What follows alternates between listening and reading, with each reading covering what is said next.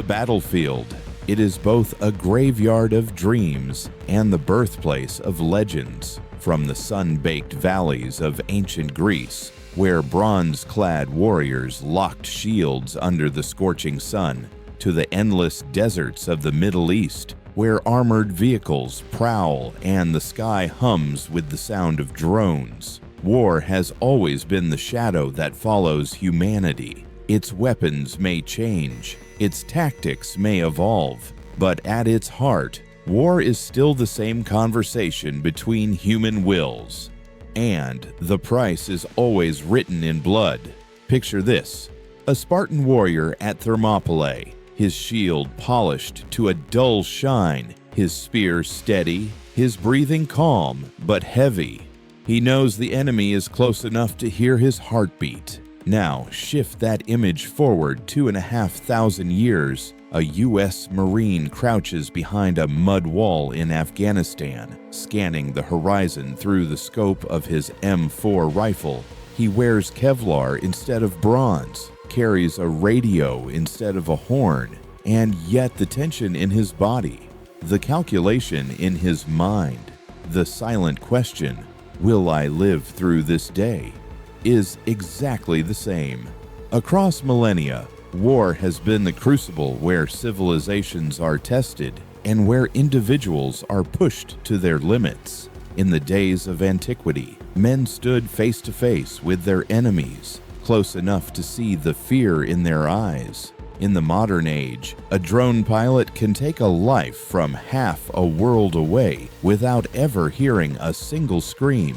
But whether you face your enemy across a spear's length or a satellite feed, the act is the same: the deliberate choice to impose your will upon another at any cost. Tonight, we will march together through time, tracing the evolution of warfare from the disciplined ranks of the ancient phalanx to the networked battlefields of the 21st century. We will stand in the dust of old empires and walk the steel decks of modern warships. We will hear the clash of swords and the roar of jet engines. And along the way, we will ask a question that echoes across history. Has technology made war less brutal or merely more efficient? To answer that, we must first step back, far back, to a time before bullets, before bombs, before the word modern even existed, to the killing grounds of the ancient world. Armies do not march on courage alone. They march on bread, water, and the endless grinding effort of moving everything a soldier needs to fight and to live. In war, strategy may win battles, but logistics wins wars. The ancients knew this truth as surely as modern generals do, and time has proven it over and over again. A Roman legion on the march was a hungry beast. Each man required rations of grain, meat, and wine every day. Multiply that by thousands, and you have a river of supplies flowing constantly toward the front. Grain ships shadowed the legions along coasts, while long lines of mules and ox carts stretched for miles inland. In the bitter winters of northern campaigns, the army's survival depended on the speed of these supply lines. A single delay could freeze a legion in place, starving it into defeat. The great generals of antiquity, Alexander, Caesar, Hannibal, all understood that the fate of an empire could turn on something as mundane as a bag of grain or a barrel of water. Hannibal's legendary march across the Alps was as much a logistical miracle as a military one. Soldiers and elephants had to be fed in freezing mountains, with every mile bringing new obstacles. To this day, historians marvel not just at his courage, but at his ability to keep his army alive long enough to fight. Modern warfare is no different, only the numbers have grown staggering. A U.S. Army brigade in Iraq burns through thousands of gallons of fuel every single day. Fuel for Humvees, tanks, helicopters, ammunition for rifles, machine guns, and artillery. food for every soldier, even in the most remote outposts. Cargo planes like the C-17 Globemaster III soar over oceans carrying pallets of gear. Giant container ships deliver supplies to ports where convoys of trucks fan out into dangerous territory. Every item, from the smallest bullet to the largest missile, must travel a perilous road before it reaches the front lines. The ancient army could live off the land, taking what it needed from conquered farms. Brutal but effective. The modern army cannot. Technology has made soldiers faster, deadlier, and far more dependent on complex, fragile supply chains. Disrupt those chains, and the mightiest modern force can grind to a halt just as surely as a starving legion 2,000 years ago. And so, behind every glorious charge and every decisive strike, there is an invisible army of cooks, blacksmiths, mechanics, engineers, and transport crews. They fight not with spears or rifles, but with crates, maps, and schedules. Without them, no war can be fought, no victory claimed. But once the food is eaten and the fuel is burned, the war still comes down to this: the weapons in a soldier's hands and the killing power they bring to the field. The story of war is, in many ways, the story of weapons. Every era leaves behind the tools with which it killed, artifacts buried in graves, mounted in museums, or still scattered on old battlefields. These weapons tell us not only how people fought, but how they thought about killing. In the Bronze Age, a sword was more than a weapon. It was a symbol of power, a work of art hammered into shape by the hands of a master. A warrior's spear was his life, and losing it often meant losing his place in the battle. Bows sent arrows arching over shields, while great siege engines hurled stones heavy enough to shatter walls. Every weapon demanded that its wielder stand close enough to see his enemy's face. Killing was intimate, personal, and dangerous. Then came the revolution of gunpowder, first in the form of crude cannons that roared smoke and flame, shaking castle walls to rubble. Muskets and rifles extended the killing range, turning the battlefield into a deadly open space where cover became the difference between life and death. No longer did a soldier need to stand within arm's reach to end a life. Distance became a shield, and the art of war began to change forever. By the 20th century, weapons had become machines of sustained destruction. The machine gun could cut down waves of advancing men in seconds. Artillery could rain explosive death miles away. The tank rolled over trenches and barbed wire, and the airplane carried bombs directly into the heart of enemy cities. Killing became industrial, measured not in duels, but in numbers. Tons of explosives dropped, rounds fired per minute, square miles destroyed. And now, in the 21st century, we have entered the age of precision and automation. The Javelin missile locks onto a target and hunts it with a computerized brain, striking from above where armor is weakest. Drones hover silently, cameras watching, weapons ready, operated by soldiers sitting in climate-controlled rooms thousands of miles away. A strike can be launched with a mouse click. The target may never even know who killed them or why. The journey from bronze spear to ballistic missile has changed not just the battlefield, but the warrior's relationship with death. Once, killing meant risking your own life in close combat. Now, it can be done without leaving the safety of a distant base. The question we must ask is whether this distance has made war more humane or simply easier to wage. For no matter how advanced the weapon, it is only as effective as the person who commands it. And in war, the voice that gives the order can be as decisive as the weapon that carries it out. On any battlefield, the deadliest weapon is useless without the voice that directs it. A single order, to advance, to hold, to retreat, can turn victory into defeat, or transform certain loss into a miraculous escape. Yet across history, the way those orders were given has changed as dramatically as the weapons themselves. In the ancient world, a commander's reach extended only as far as his voice could carry, or as far as his eyes could see. He might stand on a hill, shouting commands to the men below, trusting that the sound of his voice could rise above the thunder of feet and the clash of steel. For larger armies, signals were everything. The blare of a war horn, the beat of a drum, the wave of a brightly colored standard. Each sound, each gesture had to be learned, memorized, and obeyed without hesitation, because in the chaos of battle, confusion killed faster than any sword. In Rome, swift riders, mounted messengers, became the lifeblood of communication. They carried orders from the general to distant cohorts,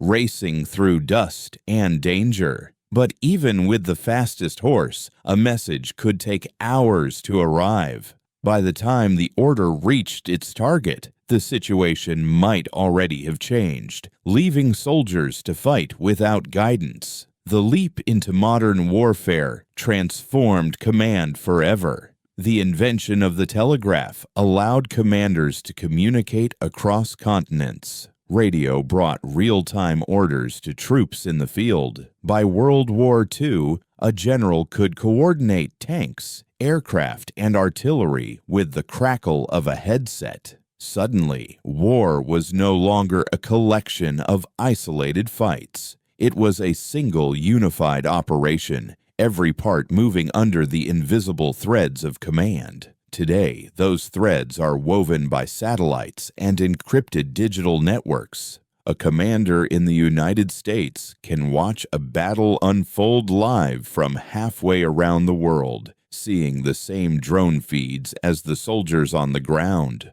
Orders can be sent in seconds, and in seconds, aircraft can be diverted, artillery retargeted, or reinforcements deployed. Yet this evolution brings its own danger. In the ancient world, a commander stood close enough to smell the smoke, to see the fear in his soldiers' eyes, to feel the ground shake beneath their charge. Modern commanders may direct battles from climate-controlled rooms, their only connection to the fight a glowing screen. The intimacy of leadership, the shared danger that once bound leaders and soldiers together, risks being lost.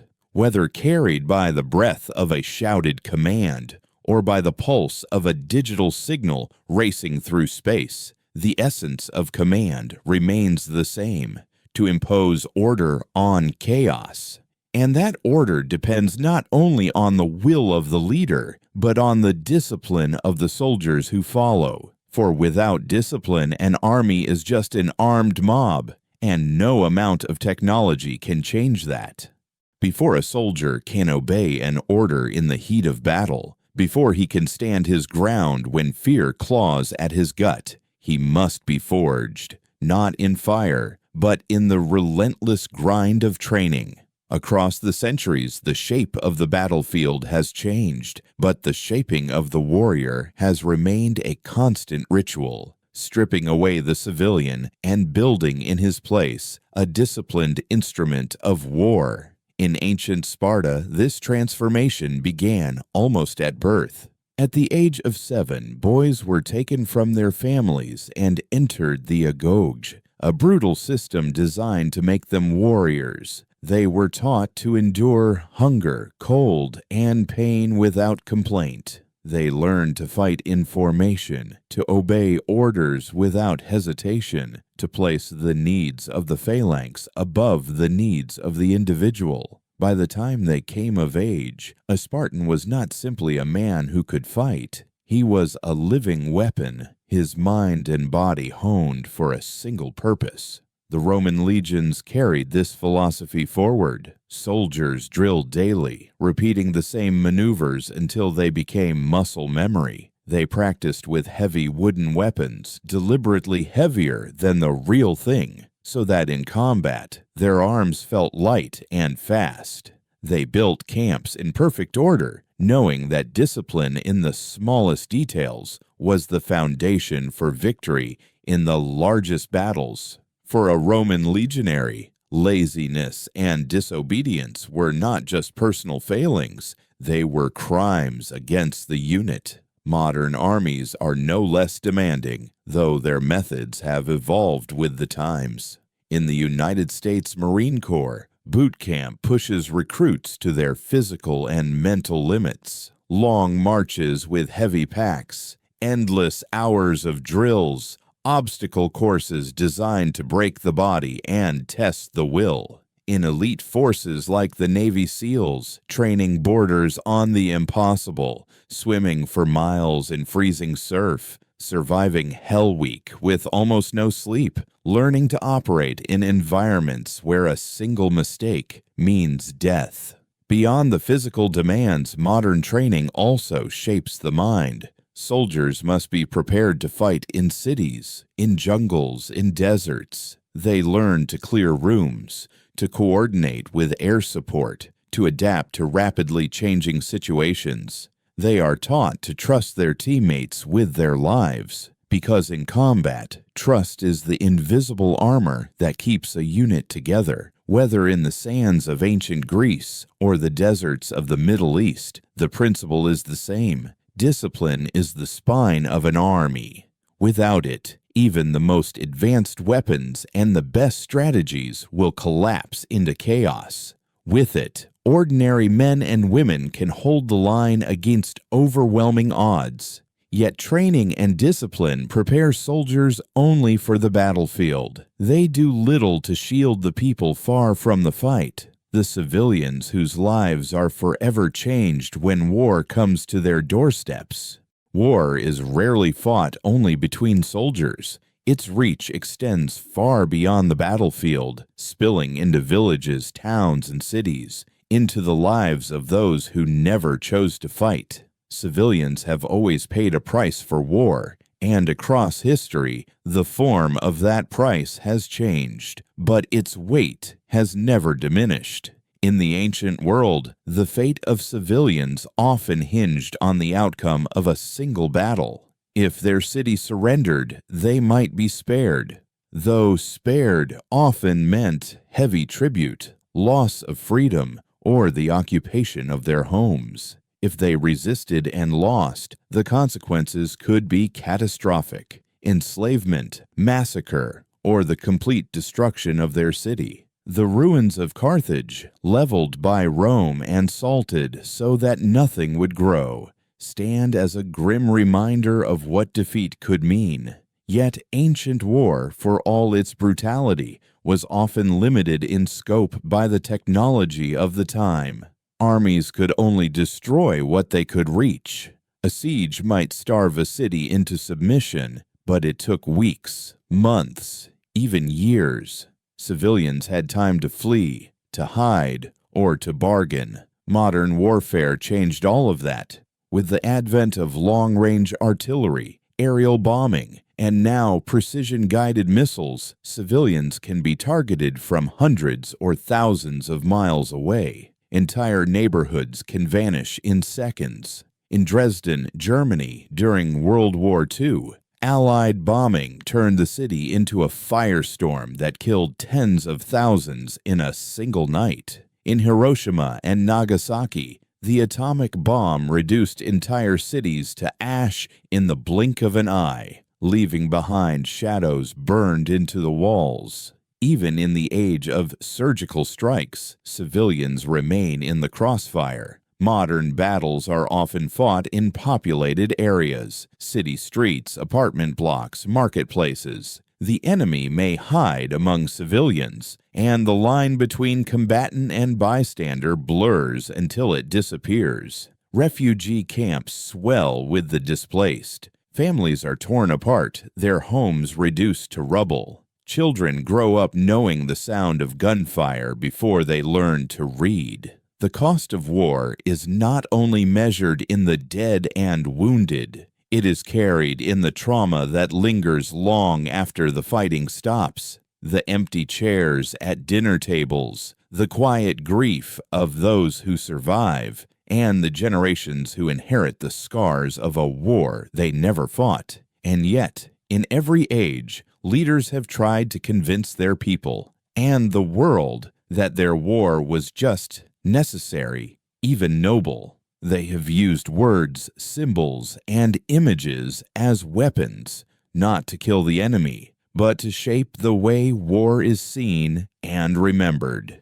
This too is a battlefield, the battlefield of belief. Every war is fought twice, once on the battlefield, and once in the minds of those who fight and those who watch from afar. If the first decides who lives and dies, the second decides how the war will be remembered, justified, or condemned. This second war is waged with words, images, and stories. It is the war of propaganda and morale. In the ancient world, propaganda was carved into stone and sung in the streets. Victorious kings commissioned monuments and inscriptions boasting of their triumphs. Pharaohs in Egypt depicted themselves as mighty warriors striking down enemies, whether or not they had personally lifted a sword. Roman emperors held grand parades called triumphs, displaying captured prisoners and stolen treasures to remind their citizens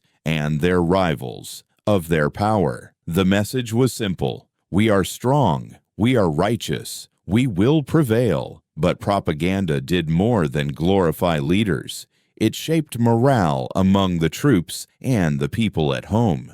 In Sparta, mothers were said to send their sons to war with the words, "Come back with your shield," or "on it."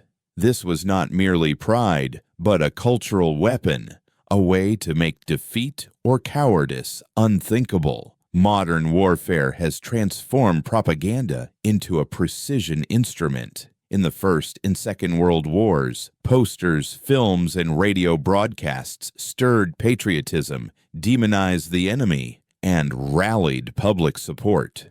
In the United States, Rosie the Riveter, sleeves rolled up, jaw set, urged women to fill the factories and keep the war machine turning. In Nazi Germany, Joseph Goebbels orchestrated a propaganda machine that saturated every medium with the regime's ideology, shaping not just opinions, but identities. Today, propaganda moves at the speed of the internet. Social media spreads images and videos within seconds, blurring the line between fact and fiction. Deep fakes, doctored photos, and staged footage can sway public opinion before the truth even emerges. The battle for morale is no longer just national, it's global. A single image, a single clip, can inspire sympathy, outrage, or fear in millions of people across continents. For soldiers on the ground, morale can mean the difference between holding the line and breaking under pressure. For civilians, it can determine whether they endure hardship or demand an end to the fight. And for leaders, controlling the story can be as crucial as controlling the battlefield. But there is a danger. The more skillfully propaganda is used, the easier it becomes to manipulate, to distort reality, until truth itself becomes another casualty of war. When that happens, the war does not truly end when the fighting stops. It lingers in the minds of those who lived through it, and in the stories told to those who did not. And in the end, it is these stories, the ones carved in stone, printed in books, or shared in digital feeds, that decide how future generations will understand the wars of the past. From the earliest battles to the conflicts of today, humanity has wrestled with a difficult question. If war is sometimes inevitable, can it at least be fought with rules? Can there be honor in the business of killing? In the ancient world, ideas of war ethics were often rooted in culture, religion, or simple practicality. The Greeks told stories of heroic combat, duels between champions, fought in view of both armies, where skill and bravery were celebrated. Yet those same armies could also sack cities and slaughter their inhabitants without hesitation. The rules of war were inconsistent, applied only when convenient. Some civilizations sought to codify limits. In early India, the Mahabharata spoke of warriors avoiding harm to civilians, not striking the unarmed, and fighting only from sunrise to sunset. In ancient China, the writings of Sun Tzu emphasized winning without unnecessary destruction, valuing strategy over brutality. But these ideals were often swept aside when survival or victory was at stake. The Middle Ages in Europe saw the rise of the chivalric code, where knights pledged to protect the weak and fight honorably. Yet this romantic image masked a harsher reality. Peasants were still vulnerable, and siege warfare starved entire populations into submission. The rules of war often depended on the power and conscience of those in command. Modern times brought attempts to formalize ethics in conflict. The Geneva Conventions of the 19th and 20th centuries established clear protections for prisoners of war, civilians, and the wounded. They banned certain weapons like chemical gas and set standards for humane treatment. These laws represented humanity's hope that even in war, there could be boundaries.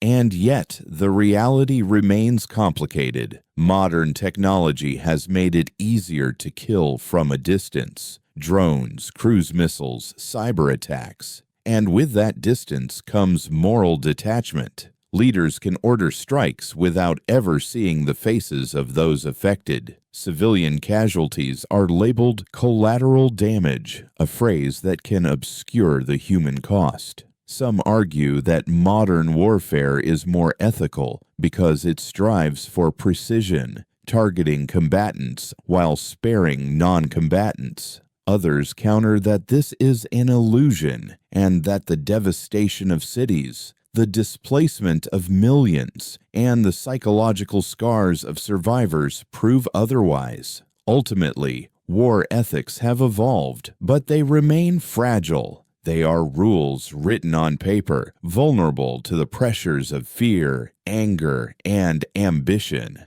They are promises that must be renewed with every conflict, lest they be forgotten in the chaos of battle. And as long as humans wage war, the question will remain, are we becoming more civilized in our killing, or simply finding new ways to justify it? For thousands of years, the tools of war were forged in the heat of the blacksmith's fire: swords, spears, bows, and shields. Today, war is no longer just hammered into shape. It is coded, engineered, and programmed. The future of war will not be decided only by the strength of armies, but by the speed of algorithms and the reach of machines. In the past, every leap in military technology changed the nature of conflict. The longbow outclassed the knight's armor, gunpowder swept aside medieval fortresses, tanks crushed trench warfare, the atomic bomb ended one world war, and cast a shadow over every conflict since. Each innovation promised victory, but also raised the stakes and the risks. Now the frontiers of war are expanding into realms the ancients could never have imagined. Artificial intelligence can scan battlefields in real time, identifying targets faster than any human. Autonomous drones can carry out strikes without a pilot's hand on the controls. Cyber warfare can cripple a nation's power grid, disable defense systems, or spread chaos in financial markets without a single shot fired. The speed of these technologies creates a new kind of danger, The possibility that wars could be triggered, fought, and decided in minutes. When machines can make life or death decisions faster than humans can react, the margin for error or catastrophe shrinks to nothing. And then there is space. Satellites already guide missiles, track enemy movements, and relay communications. The next wars may be fought over control of the high frontier, with weapons that can disable or destroy entire constellations of satellites, plunging the modern world into darkness. Proponents of advanced military technology argue that these tools will make war cleaner, more precise, and less deadly for civilians. But history offers a sobering lesson. Every smart weapon, from the crossbow to the cruise missile, has eventually been turned to devastating use. Once a new weapon exists, it rarely stays in the hands of the few for long. The future of war may not be decided by generals on a battlefield, but by engineers, coders, and policymakers in quiet rooms. It may not be fought in open plains or city streets, but in networks, data centers, and invisible orbits above the Earth. And perhaps the most chilling thought is this: the wars of tomorrow may begin without the public even knowing, until it is far too late. Technology will continue to advance. The question is whether our ethics, our diplomacy, and our capacity for restraint can keep pace. Because if they cannot, the future of war may not belong to humans at all. In the quiet after a battle, there is a stillness unlike any other. It is not peace, not yet, but a heavy silence filled with the weight of what has been lost. That silence has fallen over ancient fields littered with bronze shields and broken chariots, over medieval castles reduced to rubble, over cities scarred by the craters of modern bombs. And though the weapons change, the silence is always the same. War is as old as humanity itself.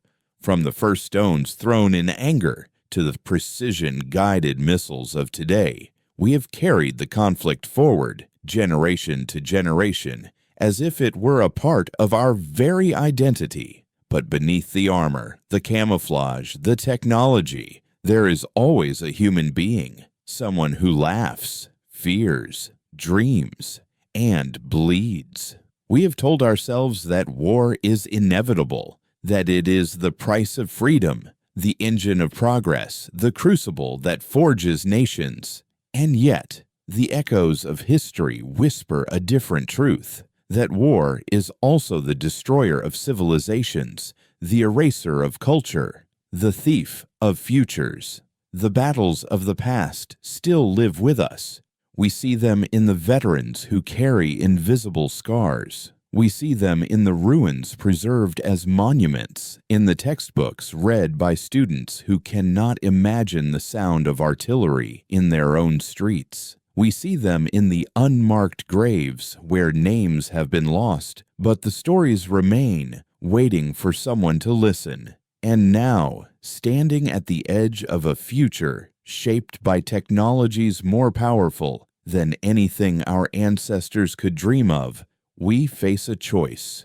We can repeat the same cycle, letting the tools of destruction outpace our capacity for wisdom, or we can decide finally to break it. Perhaps the greatest victory we can hope for is not to win the next war, but to prevent it entirely, to hear the echoes of the past, not as a call to arms, but as a warning, to remember that every war, no matter how necessary it seemed at the time, left behind stories of suffering that far outweighed the glory. The ancients left us their ruins. The modern age will leave us its scars. But maybe, if we choose to listen and to learn, the future can be something different, because the echoes of war will always be with us. The question is whether we let them guide us toward another battlefield or toward a world where their voices finally fade into silence. History is not just a memory. It's a mirror. Every battle fought, every life lost, every victory earned, they all shape the world we live in today. If you believe the past still speaks to us, join us on this journey. Subscribe to Echoes of the Past, share this video, and keep the flame of history alive. Because the more we remember, the better we understand our future.